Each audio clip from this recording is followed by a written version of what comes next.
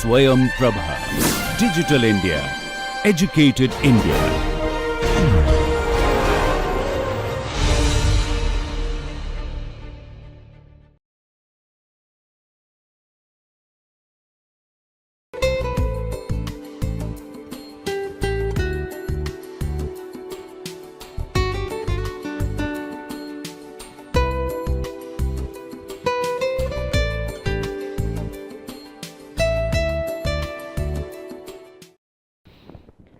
Welcome back to the class on Strategic Communication for Sustainable Development. My name is Aradhana Malik. I'm helping you with this course. So today in this session we will talk about the models for public participation in sustainable development. In the last lecture we discussed what sustainability means, what sustainable development means, what development means. In this particular lecture we will discuss what the different approaches are to public participation in sustainable development, which is the building block of sustainable development. We cannot talk about sustainability, we cannot talk about development, we cannot talk about sustainable development till we take the community into account, till we discuss till we understand the community and till we become sensitive to the needs of the community that we are talking about, till we understand what the community wants, till we establish a rapport with the community, till we engage with the community, till we assimilate what the community is trying to tell us. So that is something that we will be talking about in this class. The first model is the technocratic model. Now, we talked about the different ways in which development has been perceived over the years, over centuries. This series of models that we will talk about today is similar to that, but this is something that is not rooted in history. This is something that is still going on. So, according to the technocratic approach, the experts feel that they know what is best for the community. This approach proposes, or this approach assumes, that the technical decisions regarding the development, regarding what is to be done for the community to improve its life, be left to the experts in science, engineering, industry and government, and allows no role for public participation or oversight. Let's think about it. We are essentially saying that somebody from outside will come, somebody who's not a part of the community that we are talking about will come, will go through the community, and then we'll take a decision on what is required by the community, and because of his or her expertise in that area will come and implement something and will ask the community to trust him or her. Now when I talk about it like that, it seems very uncomfortable, doesn't it? We are talking about what the community would be able to use. We are talking about doing something for people. We are talking about helping people improve their lives. We may know what we are doing as experts, but unless we understand what the community needs, unless we have their participation, unless we understand what they want and how they will implement our ideas, can we really go into the community and implement our ideas? No, we cannot.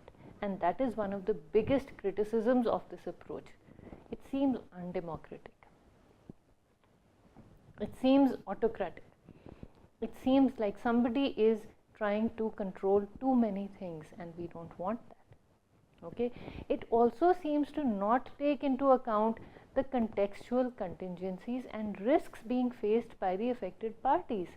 You may have the best interests of your the community at heart, but unless you've lived in that community, unless you've been a part of that community, how can you implement something without knowing what the community might face? Okay, so we don't take the unpredicted events into account. We just say this is good for you, take it or leave it. You must learn to adapt to it. In some cases that may even be true. Educating the masses, for example. Literacy is important for everybody in this world. So having a technocratic approach towards implementing literacy or towards encouraging people to go to schools and learn a language may be the right way to go about it. But forcing people to learn only English or Hindi may not be the way to go about it. Hindi, yes, within India, because it is a national language, it connects people. English, again, we have, I'm telling you, we have everybody's best interests at heart. So it's not about any language. But forcing them to learn English or Hindi before their own regional language may be stretching it too far. If a community has no schools, if a village has never had schools, everybody in the village is illiterate, we first explain, we just tell them that okay, you need to send your children to school, and here is the school, and here are the teachers, and they need to start learning something. The only way to get it accepted would be to start teaching them in the local language. So some bit of their context has to be a part of whatever we are trying to do for them, even if we are adopting the technocratic approach.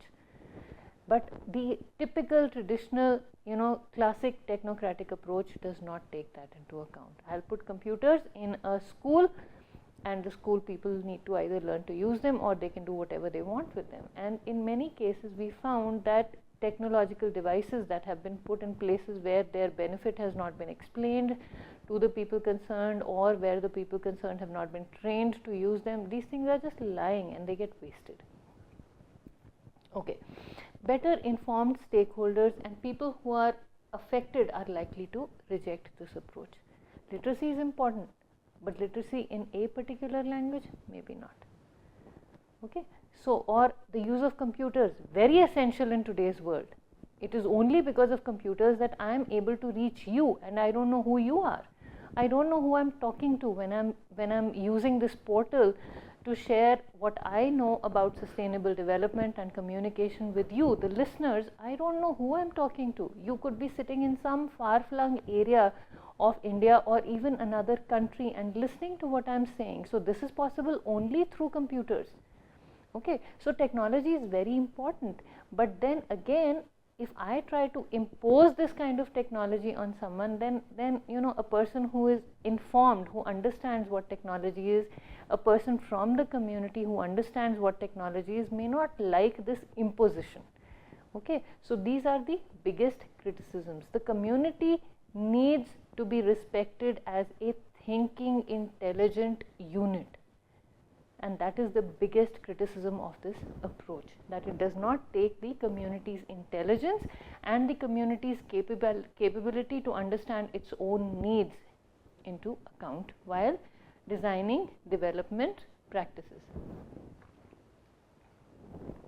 The next, a little more open or a little more participative model is the one-way Jeffersonian model, where relevant technical information is transmitted to the community by experts to non-experts, with the explicit aim of empowering the non-experts to facilitate their own development. So experts come and give you the training.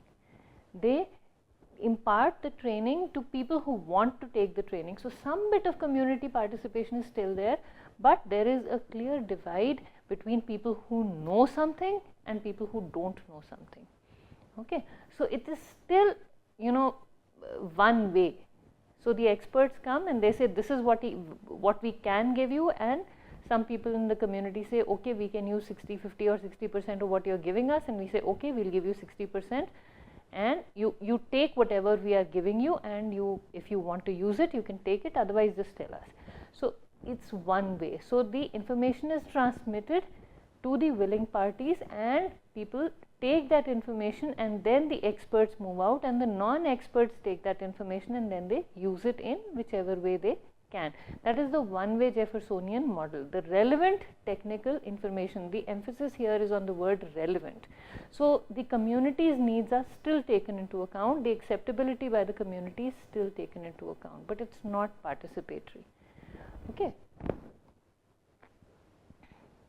But it is focused on empowering the community, helping the community understand and use whatever is given to them to enhance their quality of life. The interactive Jeffersonian model is a model in which the technical experts communicate their expertise to the public and the public communicates its values, beliefs and emotions to the technical experts. So here the interaction, the participation is more. The community says this is where we are coming from. The community informs the experts of its context, and the experts then say, okay, within this context, within the confines of this context, within the limitations of this context, I will do or we will do this for you. So the public adjusts to the expert knowledge and the experts adjust to the public sentiments. So the experts say, okay, we understand, from the way we understand your context, this is how we can help you. And the public says, okay, this is what you have to give for us, or this is what you have for us. So within this is how we feel about what you are giving us. And the partnership is established, and this is a little bit more participatory. And my personal favorite here is the social constructionist model, which is totally democratic. The experts, there is no clear divide between the experts and the non-experts. Everybody sort of mingles. I cannot call myself an expert till I know who I am dealing with. That is my take on the situation.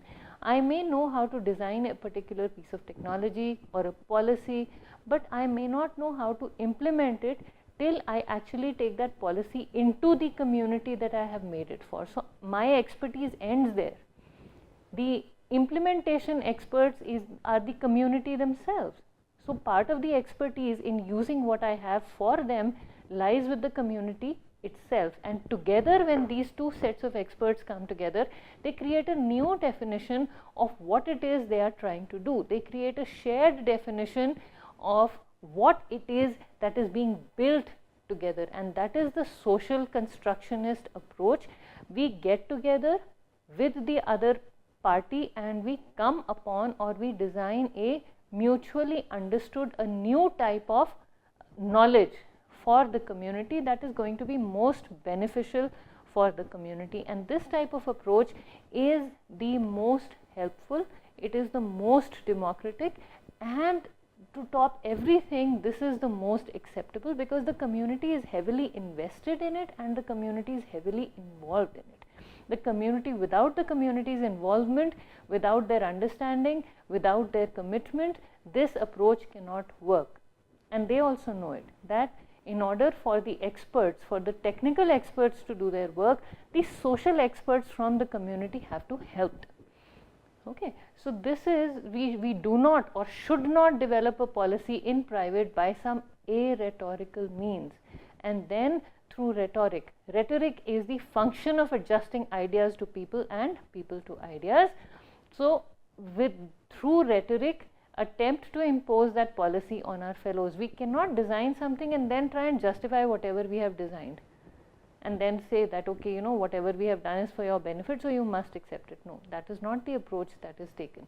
In this model, we say we will design something for your benefit, and the community says this is what we want.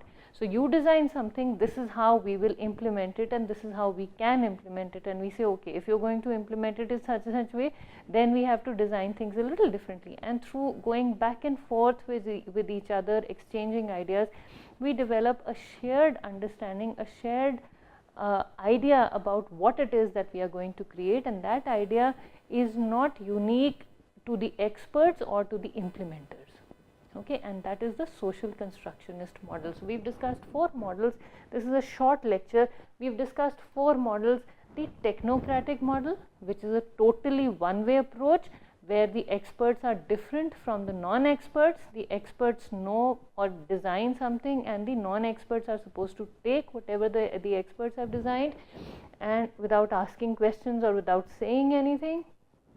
The one-way Jeffersonian model is a little more participative, where the experts take into account what is required by the community and design something, and then teach the community how to use it, and then come out. So the emphasis here is on empowerment, not on imposition of something new. It is to help the community to facilitate their own development. The third step in this direction, a little bit more participative than the one-way Jeffersonian model, is the interactive Jeffersonian model, where there is communication of the technical expertise by the experts, and the feedback in terms of how or whether whatever they have done is going to be acceptable by the community or not. But still there is a distinction between experts and non-experts. So the community doesn't tell the experts what it is that they will be able to use. They say this is how we feel about it, this gels with our social fabric, this gels with our culture, this does not, and the experts then modify whatever it is they are giving. And the last one is the social constructionist model, which is totally participative and democratic. And that is where we will end our lecture today. So thank you very much for listening.